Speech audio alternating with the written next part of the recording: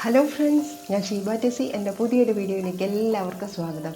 സദ്യക്കെല്ലാം വിളമ്പുന്ന നല്ലൊരു എരിശ്ശേരിയുടെ റെസിപ്പി ആയിട്ടാണ് ഞാൻ ഇന്ന് വന്നിട്ടുള്ളത്. ഇത് സദ്യക്ക് മാത്രമല്ല, സാധാരണ ദിവസങ്ങളിൽ ഊണിൻ്റെ കൂടെയും നമുക്ക് ഇതുപോലുള്ള എരിശ്ശേരി തയ്യാറാക്കി കഴിക്കാവുന്നതാണ്. വളരെ രുചികരമായിട്ടുള്ള ഈ എരിശ്ശേരി തയ്യാറാക്കുന്നത് എങ്ങനെയാണെന്ന് കണ്ടു നോക്കാം. അപ്പോൾ എൻ്റെ റെസിപ്പി ഇഷ്ടമായാൽ ആദ്യം തന്നെ ലൈക്ക് ചെയ്യാൻ മറന്നു പോകരുത് കേട്ടോ. പുതിയ ഫ്രണ്ട്സ് ആരെങ്കിലും ഉണ്ടെങ്കിൽ സബ്സ്ക്രൈബ് ചെയ്തിട്ട് കാണണം കേട്ടോ. അപ്പോൾ ഇനി അത് തയ്യാറാക്കുന്നത് എങ്ങനെയാണെന്ന് നോക്കാം. ഇതിനായിട്ട് ഞാൻ 1/2 കപ്പ് വൻപയർ അരിച്ച് കഴുകി വൃത്തിയാക്കി ഏകദേശം 4 മണിക്കൂർ നേരം കുതിർത്തെടുത്ത് കൊണ്ടുവന്നിട്ടുണ്ട്. ഏകദേശം 1 കപ്പോളം തന്നെ മത്തങ്ങയും കഷ്ണങ്ങളാക്കി എടുത്തിട്ടുണ്ട്. ചേനയും ഇതുപോലെ സ്ക്വയർ കഷ്ണങ്ങളാക്കി എടുത്തിട്ടുണ്ട്.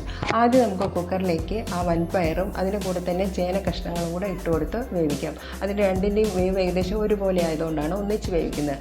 1/2 ടീസ്പൂൺ മഞ്ഞൾപ്പൊടിയും 1/2 ടീസ്പൂൺ മുളക് പൊടിയും ആവശ്യത്തിനുള്ള ഉപ്പും കൂടെ ഇട്ട് കൊടുത്തിട്ടുണ്ട്. ഇനി കുറച്ച് കറിവേപ്പിലയും ഇത് വേകുവാൻ ആവശ്യമായിട്ടുള്ള മാത്രം വെള്ളവും കൂടെ ഒഴിച്ചു കൊടുത്ത് ഏകദേശം ഒരു 3 വിസിലിന് നമുക്കിത് വേവിച്ചെടുക്കാം. പെട്ടെന്ന് തന്നെ വെന്ത് കിട്ടും, ചേനയും വൻപയറും കുതിർത്തതായതുകൊണ്ട്. ഇനി ഇതിലേക്ക് അരപ്പ് തയ്യാറാക്കാനായിട്ട് ഞാൻ ഒരു മീഡിയം സൈസ് തേങ്ങയുടെ മൊത്തമായിട്ട് ഞാൻ ചിരവി എടുത്തിട്ടുണ്ട്. അതിൽ 1/2 മുറി തേങ്ങ അരപ്പ് തയ്യാറാക്കാനും 1/2 മുറി തേങ്ങ ചിരവിയത് നമുക്കിത് വറുത്തിടാനുമായിട്ടാണ് ഞാനിവിടെ മാറ്റി വെച്ചിട്ടുള്ളത്. അപ്പോൾ അരപ്പ് തയ്യാറാക്കാനെടുത്ത തേങ്ങയിലേക്ക് നമുക്ക് 2 ചുവന്നുള്ളി ചേർത്ത് കൊടുക്കാം. കൂടെ തന്നെ 3-4 വെളുത്തുള്ളി അല്ലിയും കൂടെ ഞാൻ ഇട്ട് കൊടുക്കുന്നുണ്ട്. ഇനി 1/2 ടീസ്പൂൺ ചെറിയ ജീരകം, നല്ല ജീരകമാണ് ഇവിടെ ചേർത്ത് കൊടുത്തിട്ടുള്ളത്. അതുപോലെ 1/4 ടീസ്പൂൺ മഞ്ഞൾപ്പൊടിയും അതുപോലെ 2 ടീസ്പൂൺ മുളക് പൊടിയുമാണ് ചേർത്ത് കൊടുത്തിട്ടുള്ളത് എരിവിനായിട്ട്. ഇനി ഇത് നമുക്ക് മിക്സിയുടെ ജാറിലിട്ട് ഒന്ന് ക്രഷ് ചെയ്ത് തരിതരിപ്പായിട്ട് ഇതുപോലെ വേണം അരച്ചെടുക്കാൻ. വളരെ നൈസായിട്ട് അരഞ്ഞു പോകരുത്. ഇനി ഈ സമയത്ത് നമുക്ക് കുക്കർ തുറന്ന് അതിൽ ചേനയും അതുപോലെ വൻപയറും വെന്തിട്ടുള്ളത് ഞാനിപ്പോൾ ഇതൊരു മൺചട്ടിയിലേക്ക് ഇളക്കുവാനുള്ള സൗകര്യത്തിനായിട്ട് മാറ്റി കൊടുത്തിട്ടുണ്ട്. ഇനി ഇതിലേക്ക് നമുക്ക് ആ മത്തങ്ങയുടെ കഷ്ണങ്ങളും കൂടെ ഇട്ട് കൊടുത്ത് ആ ആദ്യത്തെ ചേനയിലും വൻപയറിലുള്ള ആ വെള്ളത്തിൽ തന്നെ കിടന്ന് ആ മത്തങ്ങ കഷ്ണങ്ങളും കൂടെ നമുക്ക് ഇതൊന്ന് വേവിച്ചെടുക്കണം. മത്തങ്ങ കഷ്ണങ്ങൾക്ക് അധികം വേവില്ലാത്തതുകൊണ്ട് മൂടി വെച്ച് ഏകദേശം ഒരു 3 മിനിറ്റ് നേരം ഒന്ന് വേവിച്ചെടുത്താൽ മത്തങ്ങ കഷ്ണങ്ങളും കൂടെ വെന്ത് നമുക്ക് കുഴഞ്ഞു കിട്ടും. ഇനി എല്ലാം കൂടെ നമുക്ക് ഒതുക്കി ഇങ്ങനെ കുഴച്ച് എടുക്കാം. ഇനി ആ അരപ്പ് നമുക്ക് ഈ സമയത്ത് അതിലേക്ക് ഇട്ട് കൊടുക്കണം. നന്നായിട്ട് അരപ്പിട്ട ശേഷം ഇത് നന്നായിട്ട് ഇളക്കി യോജിപ്പിക്കണം. അരപ്പിട്ട ശേഷം ആദ്യം നമ്മളിട്ട ഉപ്പ് പോരാ എന്ന് തോന്നുകയാണെങ്കിൽ അല്പം കൂടെ ഉപ്പ് ചേർത്ത് കൊടുക്കേണ്ടതാണ്.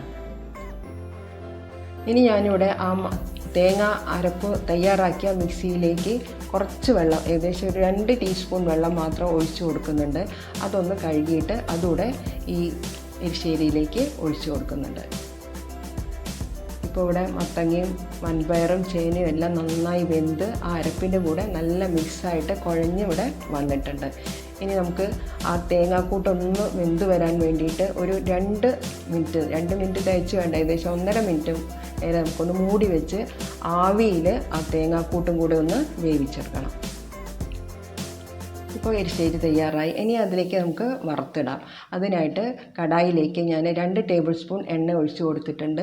അതിലേക്ക് 1/2 ടീസ്പൂൺ കടുകും 2 വറ്റൽമുളകും കൂടെ ചേർത്ത് കൊടുത്തിട്ടുണ്ട്.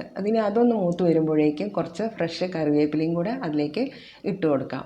ഇനി നമ്മൾ മാറ്റി വെച്ചിട്ടുള്ള ആ 1/2 മുറി തേങ്ങ ചിരവിയത് അതിലേക്ക് ഇട്ട് കൊടുത്ത് എല്ലാം കൂടെ നന്നായിട്ട് ഒന്ന് വറുത്തെടുത്ത് വരണം. ആ തേങ്ങ ഇതുപോലെ ചെറിയ ഒരു ബ്രൗൺ കളറായിട്ട് വരുന്നത് വരെ നമ്മൾ ഇത് ഇളക്കി കൊടുത്ത് വറുത്തെടുക്കണം. കരിഞ്ഞു പോകരുത് തേങ്ങ.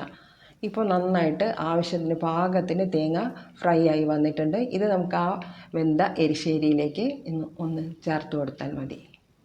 പിന്നെ റെസിപ്പി ഇഷ്ടമായാൽ ലൈക്ക് ചെയ്യാനും ഷെയർ ചെയ്യാനും മറന്നു പോകരുത്. കൂടാതെ ഈ റെസിപ്പിയിൽ എല്ലാവരും ഇതുപോലെയൊരു നല്ല എരിശ്ശേരി തയ്യാറാക്കി നോക്കണം കേട്ടോ. വളരെ രുചികരമായിട്ടുള്ള ഒരു എരിശ്ശേരിയാണ്. സദ്യയ്ക്ക് മാത്രമല്ല, സാധാരണ ദിവസങ്ങളിലെല്ലാം നമുക്ക് പെട്ടെന്ന് തന്നെ ചുരുങ്ങിയ ഇൻഗ്രീഡിയൻസ്, നമ്മുടെ വീട്ടിലുള്ള ഇൻഗ്രീഡിയൻസ് വെച്ച് തന്നെ നമുക്കിത് വേവിച്ചെടുക്കാം. ഇനി അല്പനേരം ഒന്ന് മൂടി വെച്ച ശേഷം നമുക്ക് അത് തുറന്ന് സെർവ് ചെയ്യാൻ എടുക്കാം കേട്ടോ. Thank you for watching.